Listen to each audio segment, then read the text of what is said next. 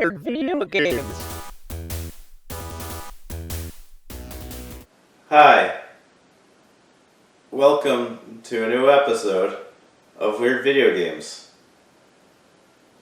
Everything is fine. Today, we are going to talk about Guerrilla War. It is a game where you are guerrillas fighting a war. This may surprise you, but in fact, it is true. It would be beneficial for you not to doubt the authenticity of my words. It would similarly be prudent not to doubt this is an authentic episode of Weird Video Games made by me, Tom quotation he is an evil genius end quotation white. As proof of authenticity, and to show that this is a current video production by me, who is alive and well, I will now illustrate the current time period with popular culture references that will be horribly dated in a few short months. Go Fiffy!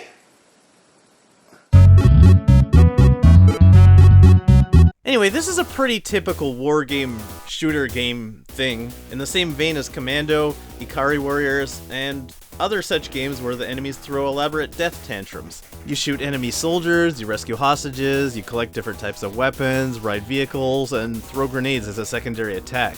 It's like a proto-Metal Slug, but from a bird's eye view, and also starring Che Guevara. No, I'm just kidding. That's just player 1. Player 2 is Fidel Castro. Okay, but seriously, I'm actually serious.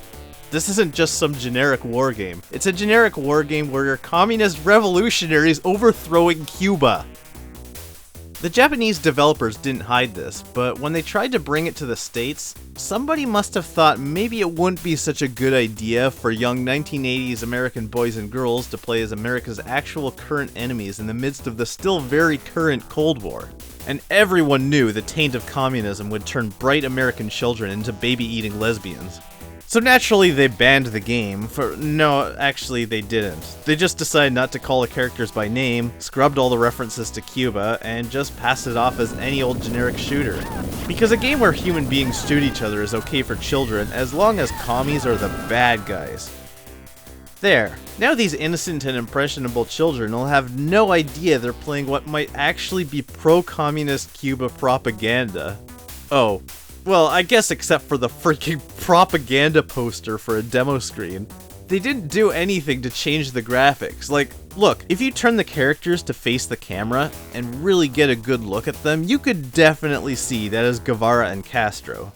JJ, can you do the cha-cha? This is not the can-can, this song makes no sense. Okay, so other than the fact that this is a game released in America that hails Guevara and Castro as heroes while pretending this is totally not Guevara and Castro, guys, it's not that weird. One might even think the only reason I'm doing this video is because it was demanded of me. Well, don't worry. It's not like I have a gun to my head or anything. Sorry, that just slipped out. You can get this part. Okay, so other than the fact that this is a game released in America that hails Guevara and Castro as heroes while pretending this is totally not Guevara and Castro, guys, it's not that weird. Not as weird as the NES part of the game. When they remade it for NES, since they had to do all the graphics from scratch again, they naturally took the opportunity to keep the splash screen that totally clued everyone in that this was totally the Cuban Revolution. I can't help wondering how many parents bought this game for their kids and then freaked out when they saw this on the screen. Oh, that agenda-pushing Kmart and their corrupt haven of heathen idolatry they call a toy section. By Reagan's chest hair, this is the last time I'd buy you kids a video game rather than spend time with you like a reasonable adult. Now go watch daytime soap operas while I'm gone, for I'm off to spend multiple hours at the boob club. Well, at least the in-game graphics don't look the same. Due to smaller sprite sizes, the characters became less detailed and, by extension, more generic looking. Why, that young man could be any Cuban revolutionary. That's a pretty minor, understandable change. A weirder change is that now there's wild stock just running around, and you get points for shooting them. Bay of Pigs joke. And one of the levels, suddenly and with no explanation, has you riding mine carts where you rescue hostages by ensnaring them with holy crap what lassos. I don't mean to sound like Castro and Guevara weren't just like Indiana Jones and Short Round barreling around the temple of capitalism, but I doubt the historical accuracy of them saving tied-up captives by way of drive-by lasso. Pero si Guevara hizo esas cosas. Hijo me salvó de Él un muñeco rescató a nieve Guevara de un marciano, erizo gracias a gigante. Guevara. Look, are we really gonna keep doing this? ¿Qué? This dumb, angry video game nerd cliche where every single episode has to have some kind of overarching meta-humor where I interact with the game's subject matter. Like, can't I just talk about the game without having it conveniently come to life before my eyes? Oye, nos estamos copiando el Angry Video Game Nerd. ¿Qué hacemos, Oso? Ya sabes qué hacer, chico. Está bien, está bien. But the weirdest thing has to be these two characters. They were not in the arcade game. They always kind of remind me of the Bushwhackers for some reason. Anyway, with the help of these two circus strongmen, or whatever they are, this game reenacts the famous historical Cuban battle where Che Guevara and Fidel Castro were bodily picked up by Herculean twins who spun them over their heads and flung them for serious out of actual town. I can't say for sure, but off the top of my head, I think this might be the silliest military incursion I've ever seen. Oh, and it happens twice. Yes, this happens 2 different times in this game. And while there's some degree of sense in tossing them into a hole in the ground, not so much hurling them across the land, indeed across a distance that can be visibly marked on a map.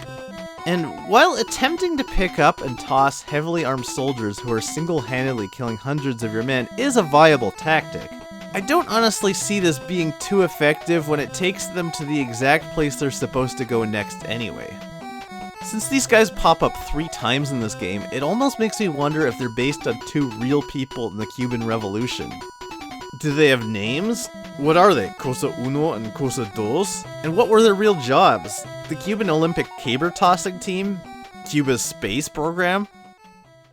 Oh, by the way, both versions of the game have this final boss, who can only be Cuban President Fulgencio Batista, laughing wickedly while walking back and forth right off the roof and through the sky. And then the heroes walk right over the whole building like it doesn't even exist. Like the whole presidential palace was just some forced perspective sidewalk art.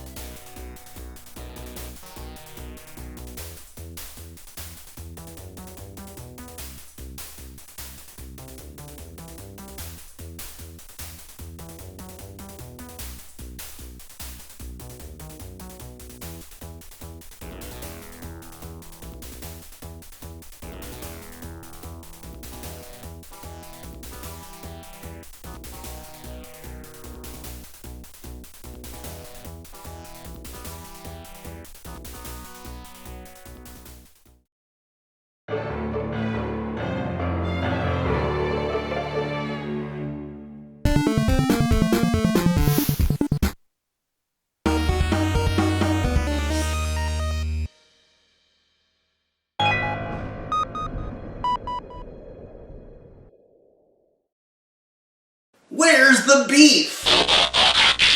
Mortal Kombat Pogs. Chow cow, bottom bottom crux.